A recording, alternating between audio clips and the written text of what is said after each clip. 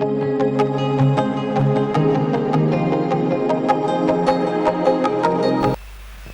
గురించి ప్రార్థన చేసుకుందాం. ప్రభు మహాగణుడవు, నిత్య నివాసమైనటువంటి మా యేసయ్య మీకు వందనాలు. మరియు కుమారు దేవుని తుక ఘడి అనే ఈ ఆధ్యాత్మిక ధ్యాన కార్యక్రమంలో మరి విశేషంగా ఈ 12వ దినములోనికి మమ్మను సజీవ లెక్కల్లో నడిపించినందుకు స్తోత్రాలు. ఈ దినం వరకు మీ కృపచేత మమ్మను కాపాడి 11 దినముల ఆత్మీయ ప్రయాణంలో ఎన్నో ఆధ్యాత్మిక సంగతుల చేత మమ్మల్ని దర్శించి సంధించి ఈ 12వ దినములో ఇంతవరకు మిమ్మల్ని ఆరాధించడానికి అనుమతినిచ్చారు అయ్యా. ఈ సమయం ముందు 12వ దిన ధ్యానాన్ని ధ్యానించడానికి సిద్ధపడుతున్నాను. నా మాటలు నిష్ప్రయోజనములు మీరు మాట్లాడే ప్రయోజనకరం. మానవాత్మను మరుగుపరిచి, మానవ స్వరమును మరుగుపరిచి, మహిమ కలిగిన విశుద్ధాత్మ సహాయం మనోహరమైన విశ్వాసం రాత్రి సమయములో మా ఆత్మీయ జీవితంలో ఆశీర్వాదకరంగా, మేలుకరంగా, హెచ్చరికగా అనుగ్రహించి మీరు ఈ మహిమ ఘనత ప్రభావం పొందుకోమని యేసయ్య నామమున ప్రార్థించి వేడుకొనుచున్నాను తండ్రి, ఆమేన్. దేవునికి మహిమ కలుగునుగాక. దేవుని ప్రేమించి ఆయన పరిశుద్ధ సన్నిధిని ఆశతోనూ ఆసక్తితోనూ చేరివచ్చిన ప్రియ విశ్వాసులందరికీ మన ప్రభువును ప్రియరక్షకుడైన యేసుక్రీస్తు వారి పరిశుద్ధ నామములో శుభాలు తెలియచేస్తున్నాను. ప్రియులారా, దేవుని విశేషమైన కృపను బట్టి దేవునితో ఒక ఘడియ 12వ దినములోనికి మనం ప్రవేశించాం. గడిచిన 11 దినములు ఎన్నో ఆత్మీయ సంగతులను ఈ గ్రంథము ద్వారా దేవుడు మనతో మాట్లాడాడు. నిన్నటి దినమున నీ ఎబెనెజరు ఎవరు, అంటే నీ సహాయకుడు ఎవరు అనే సంగతిని ధ్యానించాం.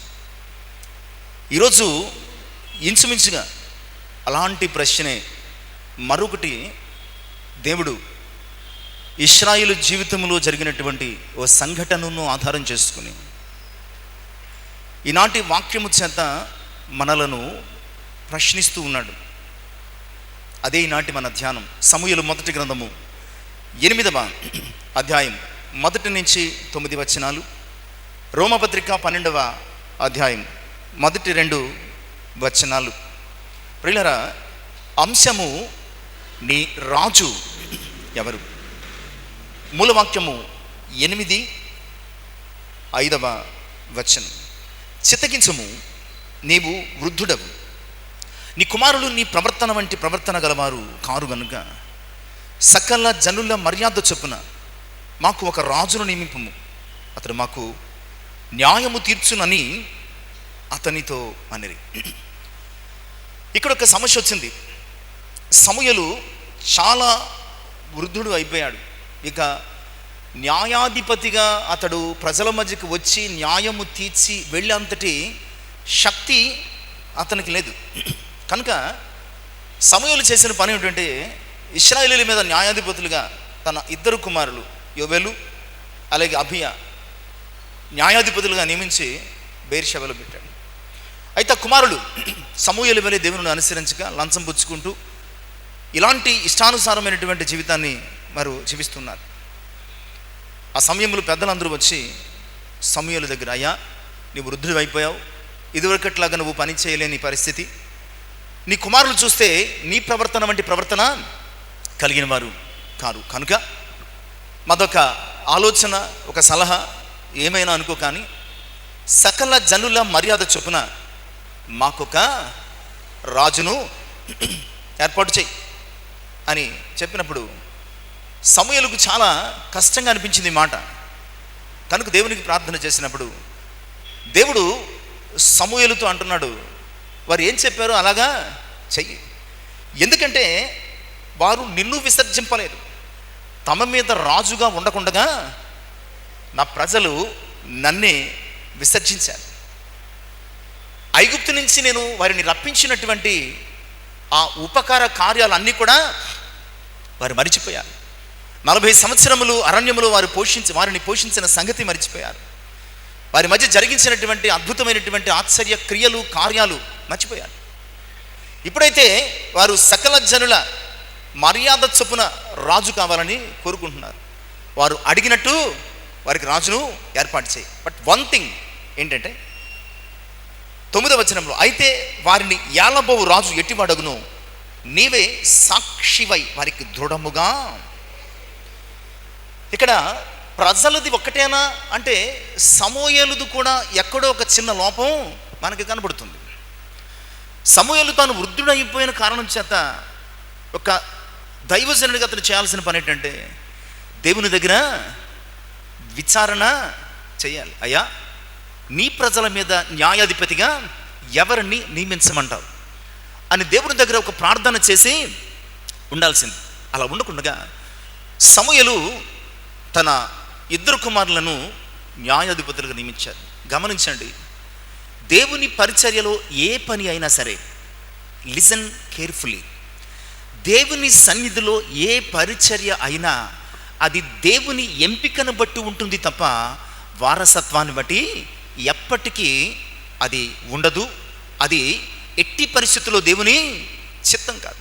అంత గొప్పవాడు సమూయేలు. అది ఒక వారసత్వ సంపదగా అనుకున్నాడో, వృద్ధాప్యము వలన వచ్చినటువంటి అంత పరిస్థితి లేక చేశాడో తెలియదు. కానీ ఇక నా తర్వాత ఎవరు, నా పిల్లలే కదా అని నియమించేశాడో ఎందుకు తెలియదు. కానీ సమూయేలు తన జీవితం అంతటిలో ఈ ఒక్క చిన్న విషయంలో ఎందుకో దేవుని దగ్గర విచారణ చేయలేకపోయాడు. ఒకవేళ చేస్తుంటే కనుక మోషే తర్వాత యెహోషువను నియమించినట్లు. ఇంత గొప్ప దైవజనుడైనటువంటి మోషే కూడా చేయలేని పనులు యెహోషువ చేత దేవుడు వాగ్దాన భూమిలోనికి దేవుడు నడిపించుకున్నాడు. మోషే తర్వాత, అంత గొప్ప నాయకుల తర్వాత సెకండ్ లైన్ లీడర్షిప్ సాధారణంగా ఏమవుతుందంటే ఫెయిల్ అయిపోతుంది కదండి. ఈ మొదటి తరం గతించిపోయిన తర్వాత సెకండ్ లైన్ లీడర్షిప్ అనేది ఎప్పుడు కూడా అది వ్యాపారాల్లో కానీ వ్యవహారాల్లో కానీ ఎక్కడైనా ఫెయిల్ అవుతుంది. బట్ సెకండ్ లైన్ లీడర్షిప్ యెహోషువ నాయకత్వంలో చాలా అద్భుతంగా దేవుడు నడిపించాడు. కారణం ఏంటంటే మోషే దేవుని దగ్గర విచారణ చేసినప్పుడు మోషేకు దేవుడు యెహోషువను చూపించాడు. సమూయేలు ఫెయిల్యూర్ ఇక్కడ అదే కనబడుతుంది. సమూయేలు ఆ పని చేయలేకపోయాడు కనుక తన కుమారులను నియమించుకున్నాడు కనుక వారు లంచాలు పుచ్చుకుంటూ ఇష్టానుసారంగా పరిచర్యను పాడు చేశారు. ప్రజలకు ఇబ్బంది కలిగింది. సమూయేలు దగ్గరికి వచ్చి మాకు రాజు కావాలి అన్నారు. అప్పుడు సమూయేలు బాధపడి ప్రయోజనం లేదు. అందుకనే దేవుడు అన్నాడు, నువ్వు కాదయ్యా నన్ను విసర్జించింది, నా ప్రజలు నన్ను విసర్జించారు కనుక వారు చెప్పినట్టు చేసాయి. అయితే ఒక్క విషయం మాత్రం వారికి చెప్పు, వారు కోరుకుంటున్నటువంటి రాజు ఎలా ఉంటాడో వారికి బాగా తెలియజేయి అని చెప్పి ఓ 4 విషయాలు జ్ఞాపకం చేస్తాడు.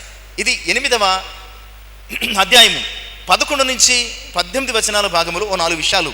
అంటే అవన్నీ కూడా క్రోడీకరించి మనం చెప్తే కనుక మొదటి విషయం ఏంటంటే 8వ అధ్యాయం 11 నుంచి 12 వచనాల్లో మీరు కోరుకుంటున్నారే ఆ రాజు వచ్చిన తర్వాత, అతడు రాజ్య పరిపాలన చేస్తున్న తర్వాత మొట్టమొదటిగా అతడు చేసే పని ఏంటంటే మీ కుమారులను పనులను చేస్తాడు. మీ కుమారులను ఏం చేస్తాడు? అన్ని పనులు, రథానికి ముందు పరిగెత్తిస్తాడు, రథానికి వెనకాల పరిగెత్తిస్తాడు, అన్ని పనులు కూడా చేయిస్తాడు. కుమారులు అయినటువంటి వారిని పనివారిని చేస్తాడు. ఇక 8వ అధ్యాయము 13 వచనంలో మీ కుమార్తెలను దాసీలుగా చేస్తాడు. మీ కుమార్తెలను తీసుకెళ్ళి దాసీలుగా చేస్తాడు. ఇక 8వ అధ్యాయము 14 నుంచి 16 వచనాలు మీరు కోరుకుంటున్న రాజు మీ కష్టాన్ని దోచుకుంటాడు. ఆ ట్యాక్సులు ఈ ట్యాక్సులు అని మీ కష్టాన్ని మొత్తం దోచేసుకుంటాడు. ఇక 4వ అంశము 8వ అధ్యాయము 18వ వచనంలో ప్రియులారా మిమ్మును దాసులుగాను బానిసలుగాను చేసేస్తాడు అని ఖండితముగా ఖచ్చితంగా దృఢంగా వారికి చెప్పాయి అన్నాడు. ప్రియులారా నిజమే,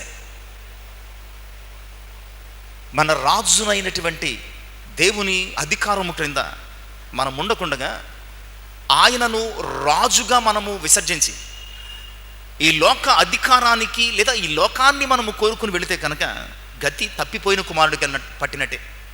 తప్పిపోయిన కుమారుడు తన తండ్రి అయినా రాజైన ఎవరు? ఆయనే. ఆయన అధికారానికి లోబడి ఉండకుండగా స్వతంత్రుడు కావాలని ఆ రాజు ఆ తండ్రి చేతిలోంచి జారిపోయాడు. సరాసరి ఎక్కడికి వెళ్ళిపోయాడంటే జారిపోయి పందుల పొట్లో పడ్డాడు అనమాట అండి. పందుల గుంపులో పడ్డాడు. ఈ మధ్యలో చాలా ప్రయాణం కొనసాగింది. కారణం ఏంటంటే తండ్రిని విసర్జించాడు, పడరాని పాటలు తిప్పలు, తినడానికి తిండి లేని దొరకని పరిస్థితులు. ఇక్కడ కూడా ఇశ్రాయేలు ప్రజలు అంతకంటే గొప్ప దేవుణ్ణి తమ రాజుగా ఉండడానికి విసర్జిస్తున్నారు. అందుకనే తరువాత వారి భవిష్యత్ అంతా చాలా సమస్యాత్మకంగా మారిపోయింది, చాలా ఇబ్బందులకరంగా. రాజులు సరైనోళ్ళు రాక, పరిపాలన సరిగా లేక, వారు చాలాసార్లు నాయకుడు రాజు సరిగా లేకపోతే ప్రజలు బానిసలే కదా. అందుకని చాలాసార్లు దేవుడు రాజు సరిగా లేని కారణం చేత తన ప్రజలను బబులోను చెరకు, అష్షూరు చెరకు, ఇలా అనేక మార్లు బానిసత్వానికి, చెరలకు అప్పగించేశాడు. కారణం ఏంటంటే ఇశ్రాయేలు ప్రజలు మళ్ళా తప్పిపోయారు. వారు ఏం కోరుకుంటున్నారంటే దేవుని మర్యాదను కాక సకల జనుల మర్యాద. రెండు రకాల మర్యాదలు ఉన్నాయండి. ఒకటి దైవిక సంబంధమైన మర్యాద, అదంతా కూడా దేవుని యొక్క చిత్తానుకూలంగా, వాక్యానుసారంగా నడిచేది. రెండోది ఈ లోక మర్యాద, అంటే పరిస్థితులకు అనుకూలంగా మానవులు ఏర్పాటు చేసుకున్నటువంటి నియమ నిబంధనల ప్రకారము జరిగేది. ఆ కాలంలో ఎవరు నాయకులుగా, ఎవరు అధిపతులుగా ఉంటారో వారు తమకు నచ్చినట్లు దాన్ని మార్చుకుంటారు. కానీ దేవుని యొక్క అధికారం క్రింద, లేదా దేవుని మర్యాద ఒక్కసారి ఆయన నియమించాడంటే ఎప్పటికది మారేది కాదు. మనుషుల మర్యాదలు మారిపోతూ ఉంటాయి, కానీ దేవుని మర్యాద ఎప్పటికీ స్థిరంగా ఒకేలాగా ఉంటుంది. ఇక్కడ వారు అలాంటి స్థిరమైనటువంటి దేవుని మర్యాదను వదిలిపెట్టి, ఆయన మాకు రాజుగా వద్దు, మాకు సకల జనుల మర్యాద కావాలి, మా చుట్టుపక్కల ఉన్న వాళ్ళందరూ కూడా రాజులను ఏర్పాటు చేసుకున్నారు, ఇంకా మాకే రాజు లేడు అని చెప్పి వారికి వలె మాకు కూడా ఒక రాజును. ఈరోజు వాక్యం ఏం చెప్తుందంటే, 2వ భాగం మనం చదువుకున్నాం, రోమపత్రిక 12వ అధ్యాయం 2వ వచనం. మీరు ఈ లోక మర్యాదను, మీరు అంటే ఎవరైతే ఆయన శరీర రక్తములు పాలువైరున్నారో, ఎవరైతే తమ శరీరములను సజీవ యాగములుగా ఆయన సన్నిధిలో సంపూర్ణంగా సమర్పించుకున్నారో ఆ మనం అంటే ఆయన శరీరమందు అంటు కట్టబడినటువంటి ఆ మనము ఈ లోక మర్యాదను అది ఏదైనా సరే, ఫలానా ఫలానా ఫలానా అని చెప్పడం లేదు. పౌలు సింగిల్ వర్డ్లో తేల్చేస్తున్న ఈ లోక మర్యాద అంటే ఏంటి అంటే, దేవుని చిత్తానికి వ్యతిరేకమైనది ఏదైనా సరే, అది ఏదైనా సరే, దేవుని వాక్యానికి విరుద్ధమైనది అది ఏదైనా సరే, దేవుడు మనకు ఆజ్ఞాపించినటువంటి కట్టడకు విముఖమైనది అది ఏదైనా సరే, అది సకల జనుల లేదా ఈ లోక మర్యాద కిందకు వస్తుంది. అలాంటి స్థితిలో మనం చచ్చిపోయామండి. ఈ విషయాన్ని ఎఫెసీ 2వ అధ్యాయం మొదటి 4 వచనాలు చెప్తా ఉంటాడండి. మనము మన అపరాధముల చేతను, పాపముల చేతను చచ్చిన వారమని, మునుపు అలాంటి ప్రవర్తన మనం కలిగి ఉన్నామన్న తర్వాత వచనాలు చెప్తాడు. దేవుడు తన యొక్క ప్రేమ చేత క్రీస్తు యేసునందు మనల్ని రక్షించాడు. రక్షించబడినటువంటి మనల్ని అపవాది చాలాసార్లు ఏంటంటే తిరిగి మరలా తన మర్యాదలోనికి రప్పించడానికి, లేదా నడిపించడానికి, లేదా లాగేయడానికి ఫోర్స్ చేస్తూ ఉంటారు. అందుకనే ప్రకటన 12:9 అంటాడు, సాతానటండి సర్వలోకమును మోసగిస్తుందటండి. ఒక్కడిని కాదు. మనం అనుకుంటాం నేను తెలివైన నుండి సాతాన్ అవ్వమ్మ అంటే ఆ రోజు అలా పడిపోయింది, కానీ నేనైతేనా అనేది చెప్తాం, కానీ ఆల్రెడీ పడిపోయాం. అలా అనుకోవడమే పడిపోవడం.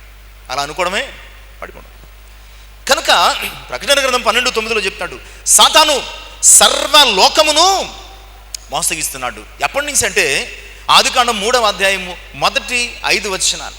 అక్కడి నుంచి మొదలుపెట్టాడు. అక్కడి నుంచి మోసగించడం మొదలుపెట్టాడు. దేవుడు అబద్ధం, దేవుని మాటలు అబద్ధం, దేవుని వాగ్దానాలు అబద్ధం, దేవుడు చెప్పింది అబద్ధం, అసలు దేవుడే అబద్ధం అన్నాడా లేదా? ఇన్ని మాటలు అన్నాను కానీ ఒక సింగిల్ లైన్లో తేల్చేశాడు అంతే. దేవుని మాటలు, దేవుడు చెప్పింది, దేవుడు మీకు బోధించింది, అసలు దేవుడు అన్న మాటే అబద్ధం, మీకు కనిపించింది నిజం అన్నాడు అంతే. ఈరోజు సాతానుడు కూడా మనకి ఏం చేస్తాడంటే, దేవుడు అన్నది అబద్ధం, కనిపించే ఈ ఆనందమే, ఈ లోకమే, ఈ లోకములో ఉన్నటువంటివే, ఇవే సత్యములు. కానీ దేవుడు ఏం చెప్తాడు? దృశ్యమైనవి అనిత్యములు, అదృశ్యమైనవి నిత్యములు అంటాడు. దృశ్యమైనవి కనిపించేవన్నీ కూడా ఏమవుతాయి? ఒకరోజు కనుమరుగైపోతాయి. కనిపించని దేవుడే ఆయన నిత్యుడగు తండ్రి.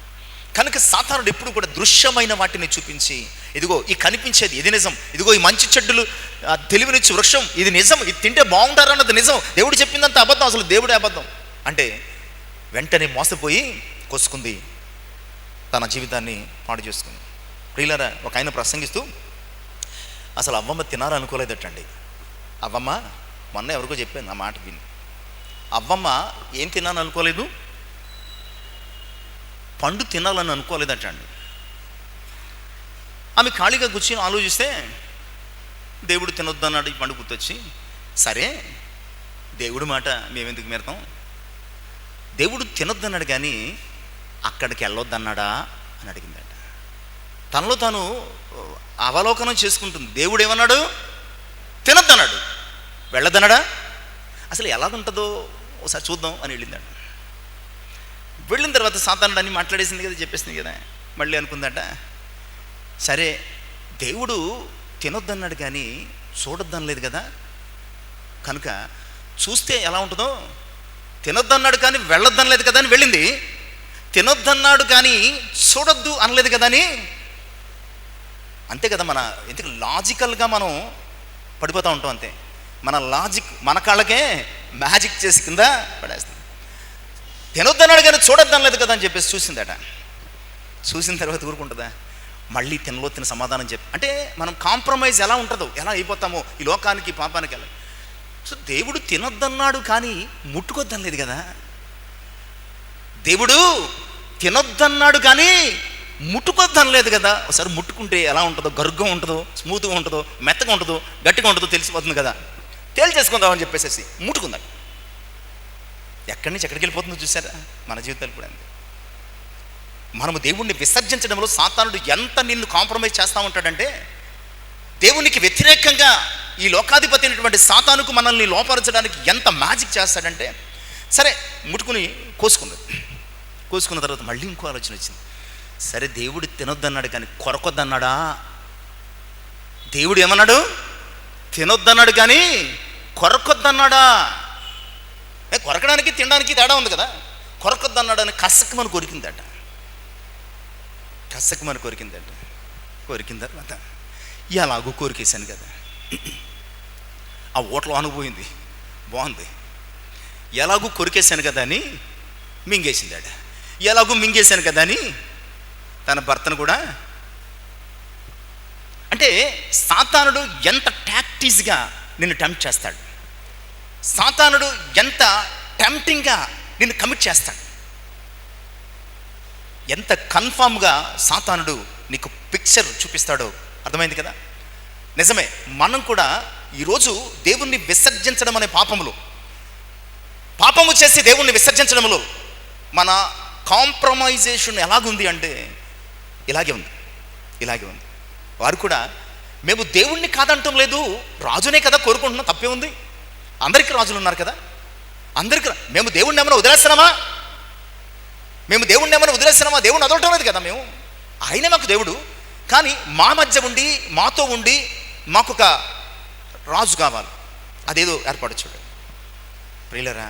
అందుకనే ఒక్కసారి లోక మర్యాదలో మనం అడుగు పెడితే కనుక ఇక దేవుని మర్యాద వైపు తిరిగే అవకాశం మనకి కంప్లీట్గా మనము, అది ఊబితో సమానం. ఊబిలో ఎవడైనా ఒకసారి దిగి చూద్దాం ఎలా ఉంటుంది అనుకుంటాడా? ఏమండి, ఊబిలో ఎవరైనా ఒకసారి దిగి టెస్ట్ చేద్దాం అనుకుంటాడా? టెస్ట్ చేయడాలు ఉండవు, రెస్ట్ తీసుకోవడాలే, రెస్ట్ ఇన్ పీస్ అయిపోతుంది. ఈరోజు ఇశ్రాయేలు ప్రజలు దేవుణ్ణి విసర్జించారు, దేవుణ్ణి రాజుగా వద్దని. అందుకని ద్వితీయోపదేశకాండం 32:18 దేవుడు మోషే ద్వారా ఇశ్రాయేలు ప్రజలకు బోధించినటువంటి ఈ మాట 32:18, నిన్ను పుట్టించిన ఆశ్రయదుర్గమును విసర్జించితివి, నిన్ను కనిన దేవుణ్ణి. అసలు మనం ఎవరిని విసర్జిస్తున్నామంటే మన క్రియేటర్ని, మన తండ్రిని విసర్జించేస్తున్నాం. ఇక్కడ ఇశ్రాయేలు ప్రజలు తమ క్రియేటర్ని విడిచిపెట్టారు, విసర్జించారు. అక్కడ చిన్న కుమారుడు తన తండ్రిని తన కన్న తండ్రిని కూడా విసర్జించేశాడు. ఇర్మియా 2:13 అంటాడు, నా జనులు 2 నేరాలు చేశారు, 1 నన్ను విడిచిపెట్టడం, 2 ఇంకొకరిని కోరుకోవడం. అలా అనలేదు కానీ జీవజలముల ఊటైనా నన్ను విడిచి తమ కొరకు తొట్లను, ఎలాంటివంటే నీళ్లు నిలవని, పగిలిపోయి నీళ్లు నిలవనటువంటి తొట్లను వారు కోరుకున్నారు. నిజమే కదా, జీవజలముల ఊట అయినటువంటి దేవుణ్ణి రాజుగా విసర్జించి ఎప్పుడు ఉంటాడో ఎప్పుడు పోతాడో మనం చదువుకున్నాం కదా. 146వ సంకీర్తన 3వ చరణం నుంచి చదువుకున్నాం కదండి. రాజులను నరులను నమ్ముకోవద్దు, వారు మంటిపాలు ఊదురు, వారి సంకల్పములు నాటి నశించిపోతాయి అని చెప్పాడు. సో అలాంటి వాటిని కోరుకున్నాడు. ప్రియ సంగమ, ఈరోజు ఈ ధ్యానములు మనము ముందుకు సాగుదాం. 7 అంశాలు ఇంకా ఉన్నాయి కనుక త్వరగా వెళ్దాం. వారు ఒక రాజును కోరుకున్నారు. మరి ఈరోజు మన సంగతి ఏంటి? నీ రాజు ఎవరు? ఈ నేపథ్యంలోనే ఈ కాంటెక్స్ట్ని బేస్ చేసుకుని, ఈ టెక్స్ట్ని బేస్ చేసుకుని ప్రస్తుతం మన కాంటెక్స్ట్ని ప్రశ్నించుకోవడానికి ప్రయత్నించాం. ఈరోజు ఇశ్రాయేలీయులకు దేవుడు రాజొద్దు, వారికి వేరే రాజు కావాలి. ఈరోజు మరి మన సంగతి ఏంటి? నీ రాజు ఎవరు? నీ రాజు ఎవరు? అసలు రాజు అంటే ఎవరండి? చెప్పండి సార్. నేను చాలా చాలా చాలా చాలా వెతికితే చాలా చాలా చాలా చెప్పాడు. నృపుడు, ధరణీపతి, ఆ పతి, ఈ పతి, నా మతిపోయింది. ఇవన్నీ తీసుకొచ్చి మీ ముందు పెడితే మీ మతి కూడా పోదు. అసలు రాజు అన్న పదానికి అర్థం ఏంటి అని మనము వెతకడం కంటే రాజు పని ఏంటో తెలుసుకుంటే అర్థమైపోతుంది రాజు ఎవరు. అంతే కదా? రాజు పని ఏంటో మనము తెలుసుకుంటే అప్పుడు మనము ఎంత క్వాలిటీ ఆఫ్ లైఫ్ని మనము దేవుణ్ణి విసర్జించడం చేత కోల్పోతున్నామో మనకి క్లియర్ కట్గా అర్థమైపోతుంది. కనుక రాజుకు కొన్ని పర్యాయ పదాలు మేము ముందు పెడతాం. ఇది ఊరకనే చెప్పింది కాదు. ఈ పదము బైబిల్లో మనకి ఒక రుజువుగా కనపడుతుంది. మొట్టమొదటిగా రాజు అన్నదానికి మొదటి పదము, అంశము, పర్యాయ పదం ఏంటంటే రాజు అంటే ప్రభువు. దీనినే ఇంగ్లీష్లో లార్డ్, LORD, లార్డ్, ప్రభువు అన్నటువంటి మాట. ద్వితీయోపదేశకాండము 10:17లో, ఇక్కడే కాదండి, అసలు మనం ఈ మాట గురించి బైబిల్లో వెతకాల్సిన అవసరమే లేదు. ప్రభు అంటే మనకు తెలిసింది, గుర్తొచ్చేది, నిజమైనది, రుజువైనది ఏమిటండి? ఎలయనగా నీ దేవుడైన యెహోవా పరమదేవుడు. ఈ లోకరాజు ఒకవేళ ఈ లోకానికి మాత్రమే, ఆ రాజ్యానికి మాత్రమే, ఆ ప్రజలకు మాత్రమే ప్రభువులేమో, కానీ నువ్వు ఎవరిని విసర్జిస్తున్నావో తెలుసావో ఇశ్రాయేలు? పరమ ప్రభువు అయినటువంటి నీ దేవుణ్ణి విసర్జిస్తున్నావు. ఆయన మహాదేవుడు, పరాక్రమవంతుడు, భయంకరుడైన దేవుడు. ఆయన నరుల ముఖమును లక్ష్య పెట్టనివాడు, లంచము పుచ్చుకొననివాడు. ఆయన తల్లిదండ్రులు లేని వారికి, విధవరాలికి న్యాయము తీర్చి పరదేశందు దయ ఉంచి అన్న వస్త్రములు. ప్రభు అంటే ఎలా ఉండాలండి? ఇందాక మనం వారు కోరుకున్న రాజుల గురించి 4 ముక్కల్లో, కుమారులేమో పనులను చేస్తాడు, కుమార్తెలను దాసీలను చేస్తాడు, పంటలు దోచుకుంటాడు, వారిని బానిసలను చేస్తాడు. ఈలోక రాజు చేసే పని. కానీ ఈయన పేదవారికి, బీదలకు, విధవరాండ్రకు ఆయన సమృద్ధిగా ఆహారం ఇస్తాడని చెప్తున్నాడు. సో ఇక్కడ ఇశ్రాయేలు ప్రజలు ఏం కోల్పోతున్నారో తెలుసా? ఈ లోక సంబంధమైనటువంటి కఠిన హృదయం కలిగిన ఫరో వంటి ప్రభువును కాదు, వారు కోల్పోతున్నది పరలోకపు ప్రభువును కోల్పోతున్నాడు. ఆయన మన సంరక్షకుడు, మన పోషకుడు, మనకు క్షేమాన్ని దయచేసేవాడు. అందుకనే 16వ సంకీర్తనలో ఆ ప్రభువును గురించి కీర్తనాకారుడు దావీదు ఓ చక్కని మాట రాస్తూ ఉంటాడండి. 16వ సంకీర్తన 2వ చరణాన్ని రాస్తూ, నీవే ప్రభుడవు, నీకంటే. ఈ ప్రభు ఎలాంటివాడో తెలుసా? నీవే ప్రభుడవు, నీకంటే నాకు క్షేమాధారము.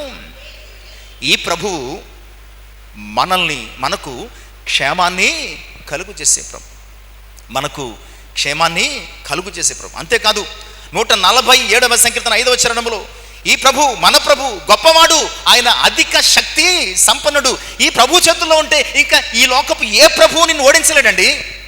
ఈ ప్రభు చేతుల్లో ఉంటే ఈ లోకానికి చెందిన ఏ ప్రభువు నిన్ను ఓడించలేడు. ఓడిపోయే ప్రభువును కావాలనుకుంటున్నారు.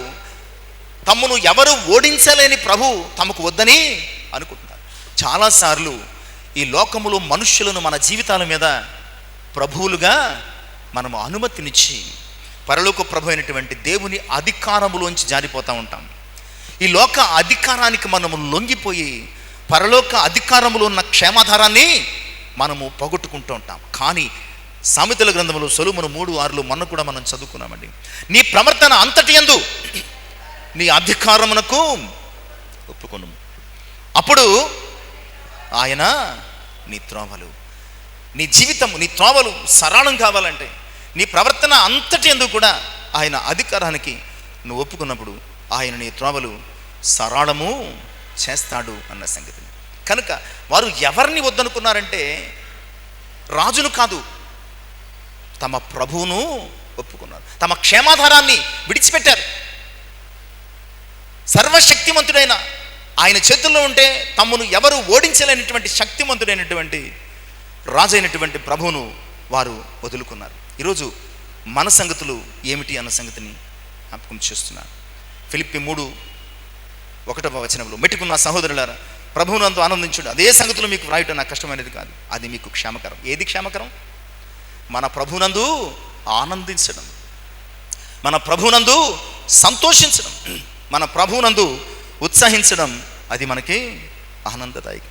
అంతేకాదు, మన ప్రభువునందు ఆనందిస్తే ఫిలిప్పీ 4:4 నుంచి మనం చదువుకుంటూ వెళితే ఎల్లప్పుడూ చివరికి వచ్చేస్తే అలా చేసిన వారి జీవితాలు ఏంటండి, అప్పుడు సమస్త జ్ఞానము కంటే మించిన దేవుని సమాధానము యేసుక్రీస్తునందు మీ హృదయములకు ప్రభువునందు ఆనందించడం వలన ఇంత గొప్ప కావలి ఉంటుంది. ఎందుకంటే ఆయన మనల్ని కావలి కాసేది. ఇశ్రాయేలు ప్రజలు ఆయనను రాజుగా వద్దన్నారంటే ఆయన అధికారాన్ని వద్దన్నారు. లోక అధికారాన్ని కోరుకుని వారు లోకంలో కలిసిపోయారు. ఈరోజు నీ రాజు ఎవరు? ప్రభు అయినటువంటి యేసుక్రీస్తా, లేదంటే ఈ లోక అధికారి అయినటువంటి అపవాది చేతికి మనము లొంగిపోతున్నాం. ఇక 2, రాజు అన్న మాటకు రెండవ పర్యాయ పదం లేదా మాట ఏలినవాడు లేదా ఏలిక. ఎవరండి? ఏలినవాడు లేదా ఏలిక. ప్రకటన గ్రంథము 19:7 మనం చదువు. అప్పుడు గొప్ప జనసమూహపు శబ్దమును, విస్తారమైన జలముల శబ్దమును, బలమైన ఉరుముల శబ్దమును పోలిన ఒక స్వరము, సర్వాధికారియు ప్రభువునగు మన దేవుడు ఏలుచున్నాడు. ఆయన సర్వలోకమును ఏలేవాడండి. ఎవరిని వద్దంటున్నారు తెలుసా? తమ్మును ఏలుతూ ఉన్నటువంటి తమ రాజు అయినటువంటి దేవుణ్ణి వద్దంటున్నారు. మరి ఎవరు ఏలాలని కోరుకుంటున్నారు? తమలో ఒకడు ఎవరో, వాడు అసమర్థుడు కావచ్చు, అన్యాయస్తుడు కావచ్చు, లేదా మరొకడు కావచ్చు. తమలో ఎవడో ఒకడు తమ మీద రాజుగా ఉండాలని కోరుకుంటున్నారు. కానీ సర్వలోకమును ఏలేవాడు, సర్వ ప్రపంచాన్ని ఏలేవాడు దేవుణ్ణి వారు వద్దంటున్నారు. అందుకనే మనం చదువుకున్నటువంటి సమూయేలు 8:7 చాలా క్లియర్గా సమూయేలుతో చెప్తున్నాడు. యెహోవా సమూయేలునకు సెలవిచ్చినదేమనగా, జనులు నీతో చెప్పిన మాటలన్నిటి ప్రకారం జరిగింపు. వారు నిన్ను విసర్జింపలేదు, నన్ను విసర్జించారు. అది కూడా ఎలా విసర్జించారంటే తమ్మును యాలకుండా విసర్జించారు. తమ్మును యాలకుండగా నన్ను విసర్జించారు. ప్రభునందు ప్రియులారా, తప్పిపోయిన కుమారుడు కూడా తండ్రి తనను ఏలుతున్నాడు అని అనుకుని భ్రమపడి, తండ్రి తనను ఏలుతున్నాడు అనుకున్నాడు. అంటే ఇది చెయ్యి. సాధారణంగా ఏలడం అంటే ఏంటంటే కమాండ్, ఇక్కడ కూర్చో, అక్కడ కూర్చో, అది చెయ్యి, ఇది చెయ్యి. కానీ ఒక తండ్రి తన కుమారుని ఎడల ఇక్కడ కూర్చో, అక్కడ కూర్చో, ఎక్కడికి వెళ్ళక అక్కడికి వెళ్ళకన్నాడంటే దాని ఉద్దేశం ఏంటి? అది కుమారుని ఏలడం కాదు, కుమారుని ప్రొటెక్ట్ చేయడం, కుమారుని పెంచడం, పోషించడం, సంరక్షించడం, ఇంకా చాలా విషయం. కుమారుడు క్షేమంగా ఉండాలని కోరుకోవడం. కానీ ఆ కుమారుడికి ఆ విషయం అర్థం కాలేదు. ఎక్కడ కూర్చోద్దు, అక్కడ కూర్చోద్దు, ఎక్కడికి వెళ్ళొద్దు అన్నాడని చెప్పేసి తండ్రి మీద కోపగించుకుని, ఇక నీ ఏలుబడి కింద నేను ఉండడానికి ఇష్టం లేదు, నేను స్వతంత్రుని అయిపోతాను. ఇక్కడ కూడా దేవుని ఏలుబడి, తమ ఏలికైనటువంటి దేవుణ్ణి కాదని ఇశ్రాయేలు ప్రజలు ఏం చేస్తున్నారంటే తమ్మును ఏలడానికి తమలో ఒకడిని రాజుగా నియమించమని కోరుకుంటారు. ఈరోజు మన సంగతి ఏ రీతిగా ఉంది ప్రియులారా? మనము ఆయన చేత ఏలబడే వరంగా ఉన్నామా, లేదంటే ఈ లోకము చేత ఏలబడే స్థితిని ఇస్తున్నామా? 40వ అధ్యాయం యెషయా గ్రంథం 10 ఇదిగో తన బాహువే తన పక్షమున ఏలుచుండగా ప్రభువుకు యెహోవా తానే శక్తి సంపన్నుడై వచ్చును. ఆయన ఇచ్చు బహుమానము ఆయన వద్ద ఉన్నది, ఆయన చేయి ప్రతికారము ఆయనకు ముందుగా నడుచుచున్నది. ఈ ఏలిక చేసే పనులు 11లో చెప్తాడండి.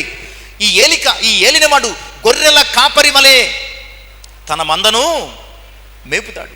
తన బాహువులతో గొర్రె పిల్లలను కూర్చి రొమ్మున ఆనించుకొని మోస్తాడు. పాలిచ్చు వాటిని ఆయన మెల్లగా నడిపిస్తాడు. ఈ ఏలిక నేను తొందర పెట్టేవాడు కాదు. ఈ ఏలిక నిన్ను ఇబ్బంది పెట్టేవాడు కాదు. ఈ ఏలిక నిన్ను మేపే ఏలిక. ఈ ఏలిక నీ ఆత్మీయ పసితనాన్ని చూచి నిన్ను ఎత్తుకుని రొమ్మున ఆనించుకుని ఏలిక. ఈ ఏలిక నిన్ను తొందర పెట్టేవాడు కాదు, నిన్ను నెమ్మదిగా నిమ్మడంగా ప్రశాంతంగా ఆయన నడిపించేవాడు. అలాంటి ఏలికను వారు కాదనుకున్నారు. తమ జీవితాలను గజిబిజి తొందర ఇబ్బంది పెట్టే ఈ లోక రాజును వారు కోరుకున్నారు. రెండు విషయాలు. రాజు అంటే ప్రభు, ఆయన అధికారం క్రింద ఉండడానికి వాడు ఇష్టపడలేదు. మనం ఆయన అధికారం కింద ఉన్నామా లేదా లోకాధికారి కింద ఉన్నామా? రెండు, వారు దేవుడు తమను ఏలడానికి ఇష్టపడలేదు. ఈరోజు మన రాజు ఎవరు? దేవుడు మనల్ని ఏలడానికి ఇష్టపడుతున్నామా లేదా మన పాపము చేత మన లోకము చేత మనం ఏలబడి ఇది ఈ పాపానికి లోకానికి అప్పగించుకున్నాం. ఇక మూడు, రాజు అన్నదానికి మూడవ పదం పర్యాయ పదం ఏంటంటే అత్యున్నతుడు. హీ సుప్రీం, అంతే కదండి. ఒక రాజ్యానికి రాజెవరు అంతే. అందుకనే సామెత ఉంది కదా, రాజు తలుచుకుంటే దెబ్బలకు, రాజు తలుచుకుంటే ఏమైనా చేయగలడు. ఎందుకంటే ఈ సుప్రీం, అంతే. అత్యున్నతమైనటువంటి వాడు రాజు ఆ రాజ్యానికి. వీళ్ళు ఎవరిని వద్దనుకుంటున్నారో తెలుసా? అత్యున్నతుడి కంటే మహా అత్యున్నతుడైనటువంటి దేవుణ్ణి తమకు రాజుగా, అధముణ్ణి రాజుగా ఎక్కించుకుంటున్నారు. దాసుడు రాజు అయితే ఏమవుతాడో సామెతల గ్రంథంలో చెప్తాడు. వాడు మీకు నిద్ర పట్టనివ్వడు. దాసుడు రాజు అయితే, దాసుడు సింహాసనం ఎక్కితే వాడు ఇక మీకు నిద్ర పట్టనివ్వడు. క్రూరుడు నియంత అయిపోతాడు. వీరు ఎవరిని రాజుగా వద్దన్నారు అంటే దేవుణ్ణి మాత్రమే కాదు, అత్యున్నతుడైనటువంటి దేవుణ్ణి వారు తమ రాజుగా వద్దన్నారు. 57వ సంకీర్తన 57వ సంకీర్తన 11వ చరణం. దేవా, ఆకాశము కంటే అత్యున్నతుడుగా నిన్ను కనుపరుచుకుని నీ ప్రభావం సర్వభూమి మీద. ఆయన రాజు, అత్యున్నతుడైనటువంటి రాజు. ఇశ్రాయేలు ప్రజలు అత్యున్నతమైన తమ రాజును కోల్పోతున్నారు అంటే నష్టం ఎవరికంటే అంతటి అత్యున్నతమైన రాజుకు ప్రజలు కూడా ఎలా ఉంటారు? అంతే ఉన్నతంగా ఉంటారు కదా, అంతే కదండి. ఒక గొప్ప రాజ్యంలో ప్రజలు గొప్పగానే ఉంటారు, అంతే కదా. వీరు అత్యున్నతమైనటువంటి రాజు అయిన దేవుణ్ణి విసర్జించి వారి యొక్క అత్యున్నతమైన స్థానాన్ని తీసుకెళ్ళి ఒక అధముడి చేతుల్లో పెట్టడానికి, తర్వాత ఉత్తరోత్తర ఏం జరిగిందనేది ప్రక్కన పెట్ట, ఈ లోక అధికారికి అప్పగించడానికి సిద్ధపడుతున్నాడు. ఆయన ఎంతటి అత్యున్నతుడు. యెషయా తన 6వ అధ్యాయం దర్శనంలో చెప్తాడు కదండి, ఎంతటి అత్యున్నతుడు. 6వ అధ్యాయం మొదటి 3 వచనాలు, రాజైన ఉజ్జియా మృతి పొందినటువంటి సంవత్సరం అని చెబుతూ ఆయన ఆ సింహాసనం మీద కూర్చుండగా శరాపులు రెంటి 6 రెక్కలు కలిగినటువంటి వారు రెంటితో ఎగురుతూ, రెంటితో తమ కాళ్ళు కప్పుకుంటూ, రెంటితో తమ ముఖము కప్పుకుంటూ, సైన్యములకు అధిపతి యెహోవా. ఇదంతా ఎక్కడ? అత్యున్నతమైనటువంటి సింహాసనం మీద ఆయన ఆసీనుడై ఉండగా పాటలు కూడా కట్టుకున్నాం, కానీ మన జీవితంలో ఆయనకు అత్యున్నత సింహాసనాన్ని వేయలేకపోతున్నాం. కారణం ఏంటంటే ఇప్పటికీ ఆ సింహాసనాన్ని వాళ్ళకి వీళ్ళకి మనం వేసేసాం. ఇప్పటికే అత్యున్నతమైనటువంటి దేవునికి వేయాల్సిన సింహాసనం దానికి, దీనికి, వాళ్ళకి, వీళ్ళకి దేనికో వేసేసాం. ఇప్పుడు కూర్చోవడానికి దేవునికి మన జీవితంలో స్థలమే లేదు. అందుకే అంటాడు, నక్కలకు పొరియలను స్థలమేదయ్యా, సింహాసనం తర్వాత చూద్దాం, అసలు నీలో నాకు స్థలమే లేదు కదా. అత్యున్నతుడైనటువంటి దేవుణ్ణి అధముల కొరకు విడిచిపెట్టిన ప్రజలు. ఈరోజు మనం ఎలా ఉన్నాం? నీ రాజు ఎవరు? అత్యున్నతుడా? నీ జీవితంలో, నీ బ్రతుకులోని హృదయంలో ఎవరికి సింహాసనం వేస్తున్నాం? ఆయనకా?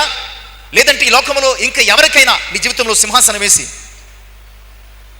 వారి కింద అధముడిగా బ్రతకడానికి, అధములుగా బ్రతకడానికి ఇష్టపడుతున్నామా? జ్ఞాపకం చేసి నీ జీవితంలో వేస్తే ఎవరికి సింహాసనం వేయాలి? నీ రాజుకే, నీ దేవునికే. ఆయనే అత్యున్నతుడు. ఇక ఎవరికి నీ జీవితంలో సింహాసనం వేసినా వారు నిన్ను అధమునిగా తొక్కేస్తారంతే, అధమునిగా తొక్కేస్తారు. కనుక రాజు అన్నదానికి 3వ పర్యాయం ఆయన అత్యున్నతుడు. 89వ సంకీర్తన 27వ చరణంలో, 89వ సంకీర్తన 27వ చరణం, నీవు నా తండ్రివి కావున నేను అతని నా జ్యేష్ఠ కుమారునిగా చేదును. భూరాజులలో అత్యున్నతుడైన దేవుణ్ణి మనం రాజుగా కలిగి ఉంటే ఏం చేస్తాడు తెలుసా? ఆయన మనల్ని, మన రాజు అత్యున్నతుడైన దేవుడు అయితే కనుక ఆయన ఏం చేస్తాడు? మనల్ని ఆయన జ్యేష్ఠ కుమారులుగా చేస్తాడట. అంతేకాదు మనల్ని కూడా ఆయన ఎక్కడ పెడతాడు? అత్యున్నతునిగా మనల్ని ఉంచుతాడు అన్న సంగతిని. Choice is yours. మన చేతుల్లోనే ఉన్నది. మనము అత్యున్నతుడైన దేవుణ్ణి రాజుగా అంగీకరిస్తున్నామా, లేదా ఇశ్రాయేలు ప్రజల వలె అధములను కోరుకుంటున్నామా? ఆలోచించండి. రాజు అంటే అత్యున్నతుడైన వాడు, అత్యున్నతుడైన రాజు చేత పరిపాలించబడాలనుకుంటున్న ఇష్టం. ఇక 4వ అంశం కూడా మనం చూద్దామండి. రాజు అంటే 4వ అంశము పరిపాలకుడు. పరిపాలకుడు, రాజు అంటే పరిపాలించేవాడు. That means administration. మత్తయి సువార్త 2వ అధ్యాయం 5వ వచనం ఈ రీతిగా మాట్లాడుతుంది. యూదయ బెత్లెహేములో ఎలయనగా, యూదయ దేశపు బెత్లెహేమా, నీవు యూదా ప్రధానులలో ఎంత మాత్రమునో అల్పమైన దానివి కావు, ఇశ్రాయేలునున్న ప్రజలను పరిపాలించు అధిపతి. పరిపాలకుడు. రాజు అంటే అడ్మినిస్ట్రేటర్, ఒక మంచి అడ్మినిస్ట్రేటర్ అనమాట అండి. వీళ్ళు ఎవరిని వద్దనుకుంటున్నారంటే ఒక మంచి అడ్మినిస్ట్రేటర్ అయినటువంటి దేవుణ్ణి వద్దనుకుంటున్నారు. ఈ లోక సంబంధమైనటువంటి ఇష్టం వచ్చినట్లు చిందరవందర చేసే రాజును కోరుకుంటున్నారు. ఈరోజు నీ రాజు ఎవరు? నిన్ను బాగా పరిపాలించే నీ యేసయ్య, లేదంటే తనకు నచ్చినట్లు పరిపాలించే మన దావీదు తనకొక పరిపాలకుడు. అంటే పరిపాలకుడు మీన్స్ కాపరి, అంటే సింపుల్ వాడుక భాష ఏమిటంటే పరిపాలకుడు అంటే కాపరి. అందుకని దావీదు అతను బేసికల్లీ ఒక మంచి షెఫర్డ్, అంతే కదండి. అతడు బేసికల్లీ ఒక మంచి షెఫర్డ్. ఎంత మంచి షెఫర్డ్ అంటే ఒక్క పిల్ల కోసం, ఒక్క ఆ మేక పిల్ల కోసం, గొర్రె పిల్ల కోసం అతడు తన ప్రాణాల్ని అడ్డుపెట్టి సింహాన్ని, ఎలుగుబంటిను చీల్చేసాడు. అది అలాంటి మంచి కాపరి తన జీవితానికి ఎవరినో కాపరిగా పెట్టుకోలేదు, అంటే పరిపాలకునిగా, లేదా తానే తన జీవితానికి పరిపాలకుడిగా, రూలర్గా ఉండలేదు. ఏమన్నాడంటే 23వ సంకీర్తనలో 10 చూద్దాం. యెహోవా నా కాపరి అన్నాడంతే. యెహోవా నా కాపరి.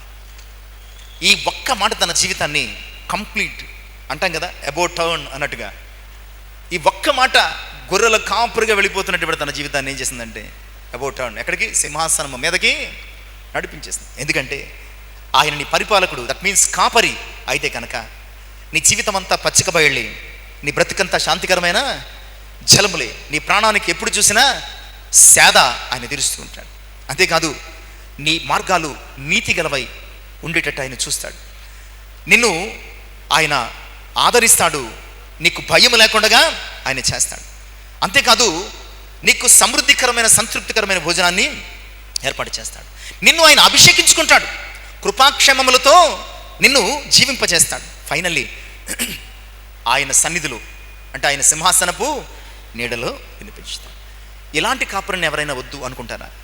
అంటే ఇలాంటి పరిపాలకుడిని ఎవరైనా వద్దనుకుంటారా? కానీ వద్దనుకున్నారు. ఎవరంటే దేవుని ప్రజలు. నువ్వు నాకు వద్దయ్యా అన్నారు, విసర్జించారు. ఎలా అన్నారంటే గెరాసేనీల దేశంలోకి వెళ్ళి ఆ దెయ్యాలు పెట్టిన వాడిని బాగు చేస్తే వాళ్ళు ఏమన్నారు? పందులు నష్టపోయారని బాధపడ్డారు తప్ప ఒక జీవితం బాగుపడిందని, మెటీరియల్కి ప్రాధాన్యతనిస్తున్నటువంటి దినాలలో నిన్ను పరిపాలించడానికి నువ్వెవరిని కోరుకుంటున్నావు? రాజు అంటే పరిపాలకుడు. నిన్ను పరిపాలించడానికి నిన్ను నీవు ఎవరికి అప్పగించుకుంటున్నావు? ఆయన చేత పరిపాలించబడితే నీ జీవితం ఏంటో తెలుసా? ఆయన చేత పరిపాలించబడితే నీ జీవితం ఏంటో తెలుసా? పరలోకం. ఆయన చేత పరిపాలించబడితే నీ జీవితం పరలోకం.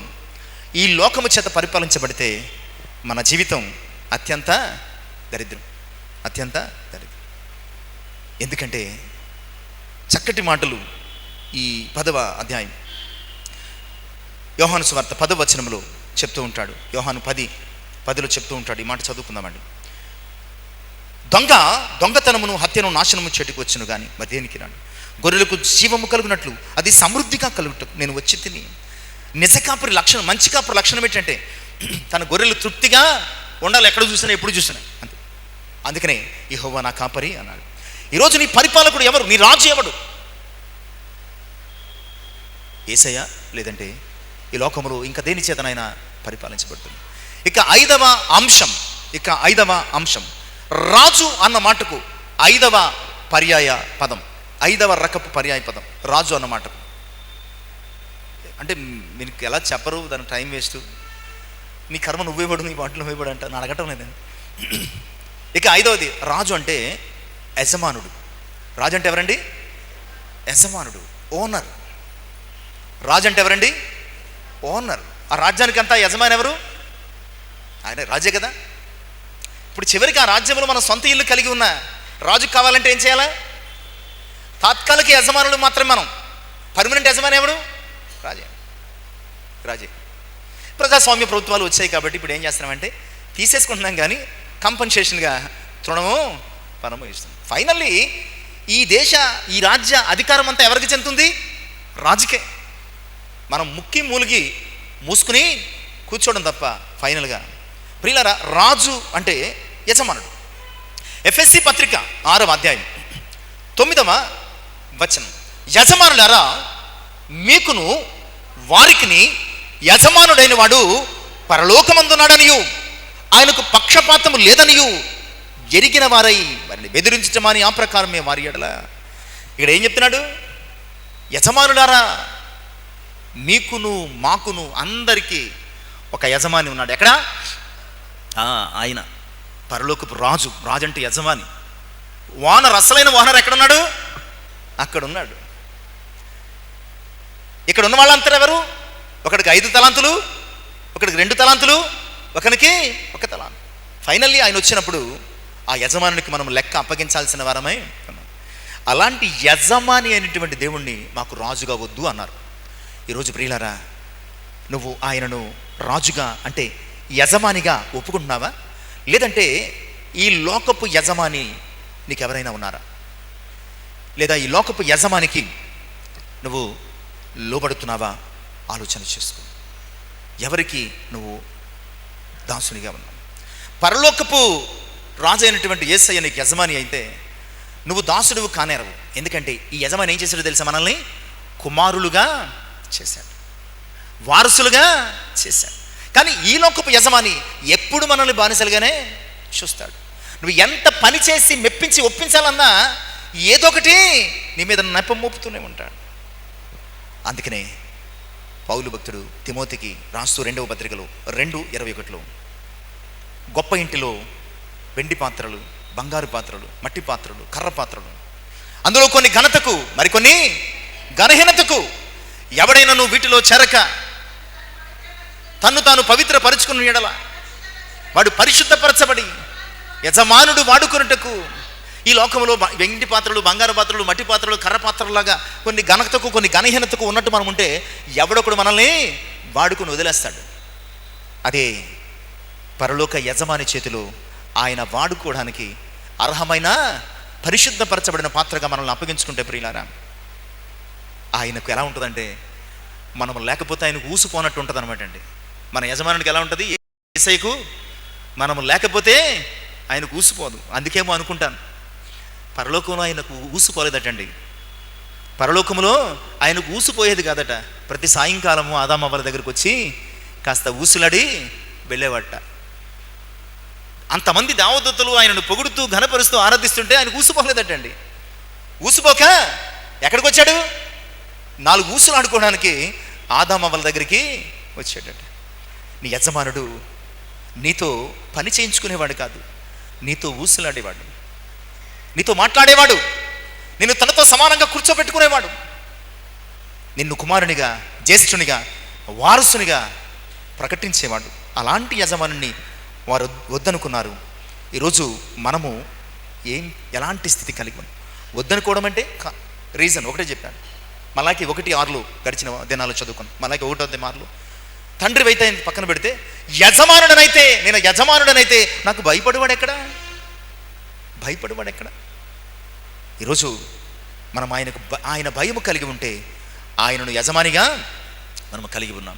దేవుని భయం లేకపోతే ఈ లోకాధిపతి మనకి యజమాని అని నేర్చుకోవాలి. ఇక 6వ అంశం, రాజు అన్న మాటకు పర్యాయపదం. రాజు అన్న మాటకు పర్యాయపదం న్యాయాధిపతి. రాజు అంటే న్యాయాధిపతి. యెషయా గ్రంథం 33:22. యెషయా గ్రంథం 33:22.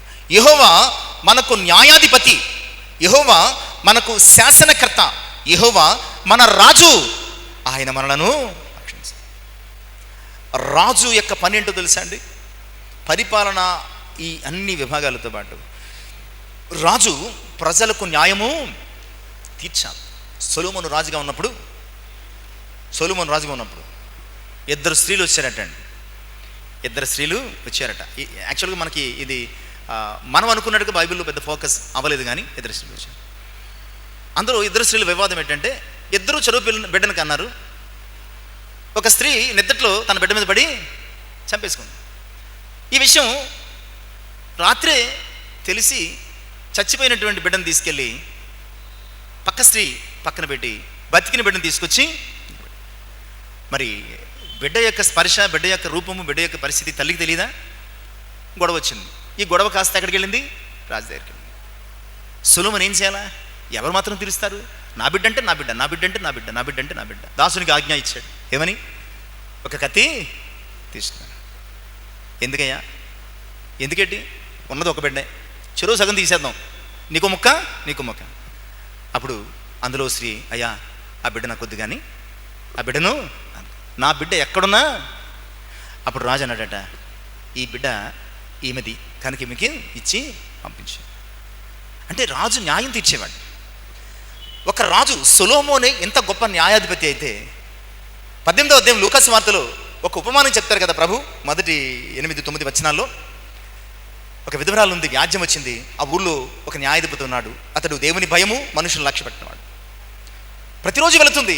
ఒకరోజు విసుకొచ్చి న్యాయం తీర్చాలి అనుకుని తీర్చేశాడు. అప్పుడు ప్రభు అంటాడు, అన్యాయస్తుడే ఆ విధవరాలికి న్యాయం చేయగా న్యాయాధిపతి అయినటువంటి మీ దేవుడు మీకు న్యాయం చేయడం. కనుక ఇశ్రాయేలు ప్రజలు ఎవరిని వద్దనుకున్నారంటే న్యాయాధిపతి.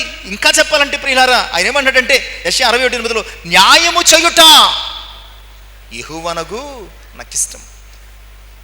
ఆయనకి ఎంత ఇష్టం అంటే న్యాయం. అలాంటి న్యాయము చేయడానికి ఇష్టపడే న్యాయాధిపతి అయినటువంటి దేవుణ్ణి వారు వద్దన్నారు. అన్యాయస్తులైనటువంటి మానవుల్ని వారు కోరుకున్నారు. ఈరోజు ప్రియులారా, మన రాజు ఎవరు? న్యాయాధిపతి అయినటువంటి దేవుడా? న్యాయము తీర్చడంలో పక్షపాతము లేనటువంటి యేసయ్య, లేదంటే పక్షపాతము చూపే ఈ లోకస్తులను మనం న్యాయాధిపతులుగా పెట్టుకుంటున్నాం. ఆలోచన, నీ రాజు ఎవరు? నీ న్యాయాధిపతి. ఇక చివరిగా ప్రియులారా, రాజు అంటే చాలా పర్యాయ పదాలు ఉన్నాయి, కానీ చివరిగా ఈరోజు 7వ అంశం. రాజు అంటే ఫైనల్లీ సంరక్షకుడు. రాజు అంటే ఎవరండి? రాజ్యములో ఉన్నటువంటి ప్రతి ప్రాణానికి సంరక్షకుడు ఎవరు? నిజమైన రాజు చివరికి తన ప్రాణాలనైనా పోగొట్టుకుంటాడు, కానీ తన ప్రజలను వదిలిపెట్టాడు. సో వీరు ఎవరిని వదులుకుంటున్నారంటే నిజరాజు అయినటువంటి దేవుణ్ణి, సంరక్షకుడైనటువంటి దేవుణ్ణి వారు వదులుకుంటున్నారు. 37వ సంకీర్తన 17వ చరణం. నీతిమంతులకు యెహోవాయే సంరక్షకుడు. ప్రియులారా, సంరక్షకుడైనటువంటి రాజును వీరు వదులుకుంటున్నారు. భక్షకులైనటువంటి మనుషులను వీరు రాజులుగా తర్వాత కాలంలో వచ్చిన రాజులు ప్రజలను ఏం చేశారు? హింసించారు, భక్షించారు, చివరికి బానిసలుగా మార్చేశారు. నిజమైనటువంటి రాజు ఎవరంటే తన ప్రజలను నిజముగా సంరక్షించేవాడే. అందుకని యోబు 10వ అధ్యాయంలో అప్పటికే తను చాలా వ్యాధిలో ఉన్నాడు, చాలా బాధలో ఉన్నాడు, చాలా విపరీతమైనటువంటి తొందరలో ఉన్నాడు. అలాంటి పరిస్థితుల్లో కూడా యోబు 10వ అధ్యాయం 12వ వచనంలో చక్కని మాట, జీవమును అనుగ్రహించి నా యెడల కృప చూపితివి, నీ సంరక్షణ చేత నా శరీరం అయితే కుళ్ళిపోయింది, నా బిడ్డలైతే చనిపోయారు, నా ఆస్తులైతే పోయాయి, నా భార్య అయితే తృణీకరించింది, కానీ అయ్యా నా జీవాన్ని ఇంకా నీవు ఉంచావు, నన్ను ఈ స్థితిలో కూడా సంరక్షిస్తున్నావు అని యోబు అంత స్థితిలో కూడా దేవుణ్ణి తన రాజుగా అంగీకరిస్తున్నాడు, దేవుణ్ణి తన రాజుగా ఒప్పుకుంటున్నాడు. కనుకనే 42:10 యోబు క్షేమస్థితి తిరిగి వచ్చింది. అతని ఆశీర్వాదాలు రెట్టింపు దేవుడు చేసినట్లుగా మనం చూస్తున్నాం. నిజమే, రాజు అంటే సంరక్షకుడైతే ఇశ్రాయేలు ప్రజలు తమ సంరక్షకుడైనటువంటి ఎక్కడి నుంచి ఐగుప్తులో 430 సంవత్సరాలు సంరక్షించాడు. ఆ తర్వాత విడిపించి అరణ్యంలో 40 సంవత్సరాలు సంరక్షించాడు. ఆ తర్వాత న్యాయాధిపతుల కాలం వరకు సంరక్షిస్తూనే వస్తూ ఉన్నాడు. వారికి కొరత లేకుండా, కుదుపు లేకుండా వారిని మహారాజా పోషకులుగా పోషిస్తూ ఉంటే వీరు రాజును కోరుకున్నారు, సంరక్షకుడైన దేవుణ్ణి విడిచిపెట్టారు. ప్రియులారా, యోహాను సువార్త 10వ అధ్యాయం 11-13 వచనాలు. ఈ లోక రాజు సంరక్షకుడు ఎలా ఉంటాడు, పరలోక రాజు సంరక్షకుడు ఎలా ఉంటాడు మనం చూద్దామండి. 11వ వచనం నుంచి, నేను గొర్రెలకు మంచి కాపరిని, మంచి కాపరి గొర్రెల కొరకు తన ప్రాణం పెట్టును. జీతగాడు గొర్రెల కాపరి కాడు గనుక గొర్రెలు తనవి కానందున తోడేలు వచ్చి చూచి గొర్రెలను విడిచి పారిపోవును. తోడేలు ఆ గొర్రెలను పట్టి చెదరగొడును. జీతగాడే గనుక గొర్రెల గురించి లక్ష్యము చేయక. ప్రియులారా, ఈరోజు జీతగాడైనటువంటి రాజు లేదా సంరక్షకుడు సమస్య వచ్చినప్పుడు ప్రజలను బలిపెట్టి తాను తప్పించుకుంటాడు. అదే నీ రాజు, నీ సంరక్షకుడైనటువంటి యేసయ్య తన గొర్రెల కొరకు తన ప్రాణాన్ని పెట్టి నిన్ను సంరక్షిస్తాడు. అందుకనే నమ్మకమైనటువంటి కాపరికి మీ ఆత్మలను అప్పగించుకొనుడి అని పేతురు భక్తుడు జ్ఞాపకం చేస్తాడు. కనుక ప్రియులారా, వారు రాజును విసర్జించారు అంటే ఎవరిని విసర్జించారంటే తమ జీవితంలో ప్రభు అధికారాన్ని విసర్జించారు. తమను ఏలకుండగా తమ ఏలికను విసర్జించారు. తమను అత్యున్నతమైనటువంటి స్థితిలో పెట్టిన అత్యున్నతమైనటువంటి ప్రభువును విసర్జించారు. తమను చంటి పాపల వలె పరిపాలిస్తున్నటువంటి కాపరి అయినటువంటి యేసయ్యను విడిచిపెట్టారు. తమ యజమానుడైనటువంటి దేవుణ్ణి విడిచిపెట్టి ఈ లోకానికి దాసులుగా బ్రతికారు. పక్షపాతం లేకుండా న్యాయం చేసే న్యాయాధిపతిని రాజుగా కాదనుకుని అన్యాయం చేసే వారిని రాజుగా ఎన్నుకున్నారు. అన్నిటికంటే ముఖ్యంగా తన ప్రాణము పెట్టి సంరక్షించే ప్రభువును కాదని వారు తమ్మును భక్షించే ఈ లోక మనుషులను రాజుగా ఎన్నుకున్నారు. ఈరోజు నీ రాజు ఎవరు? ప్రభువైన యేసయ్య న్యాయాధిపతి, సంరక్షకుడు, పోషకుడు, నిన్ను బాగుగా పరిపాలించేవాడు, పరలోక రాజ్య వారసునిగా చేసేవాడు ఆయన, లేక నిన్ను దోచుకొని దాచుకునేవారా? ఆలోచించు. నీ రాజును బట్టి నీ బ్రతుకు ఆధారపడి ఉంటుంది, అంతే కదండి. ఒక రాజ్యంలో ప్రజల బ్రతుకు దేని మీద ఆధారపడి ఉంటుంది? రాజును బట్టే ప్రజల జీవన ప్రమాణాలు ఉంటాయి. రాజును బట్టే ప్రజల శాంతి భద్రతలు ఉంటాయి. రాజును బట్టే సుఖశాంతులు ఉంటాయి, అంతే కదా. నీ రాజు యేసయ్య అయితే ఇవన్నీ నీకున్నట్టే. లేక ఈ లోకానికి నీవు అధికారం ఇచ్చి నిన్ను ఏలడానికి అవకాశం ఇస్తే ఇవన్నీ నీవు పోగొట్టుకున్నట్టు. ఇప్పుడు తేల్చుకుందాం, నీ రాజు ఎవరు? నీ రాజు ఎవరు? మన యేసయ్య మన రాజు అయితే ఆయన త్వరలో రాజుల రాజుగా రాబోతున్నారు. తనతో నిన్ను ఎత్తుకుని పోతారు. మనతో ఆయన సదాకాలము పరలోకంలో ఉంటాం. అలాంటి రాజు కొరకు మనల్ని మనం సిద్ధపరుచుకుందాం. ఆయన మనల్ని ఏలడానికే మన జీవితాలు అప్పగించుకుందాం. అది మనకి క్షేమదాయకం. ప్రార్థన చేద్దాం. పరిశుద్ధుల వందనాలు, ఇంతవరకు నాతో మాట్లాడారు. నీ రాజు ఎవడు? ఇశ్రాయేలు ప్రజలు యెహోవా దేవుణ్ణి రాజుగా విసర్జించారు. తమ వంటి మనిషిని రాజుగా కోరుకుని శ్రమల పాలయ్యారయ్యా. ఈరోజు మేము మా కొరకు రక్తము చిందించిన యేసయ్య మిమ్మును రాజుగా కాదనుకుని మా రక్తాన్ని కళ్ళ చూస్తున్నటువంటి ఈ లోకములో పరిస్థితులను మా అధిపతులుగా ఎన్నుకుంటున్నాం. మేము అయ్యా, మా రాజు మీరు కావడానికి మేము మీ అధికారం కింద, మీ పరిపాలన కింద, మీ ఏలుబడి కింద, అయ్యా మీ నడిపింపు కింద, మీ కాపరత్వం కింద, మీ సంరక్షణ కింద, మీ న్యాయము క్రింద మేము బ్రతకడానికి సహాయం చేయండి. విన్న వాక్యము మిమ్మల్ని రాజుగా మేము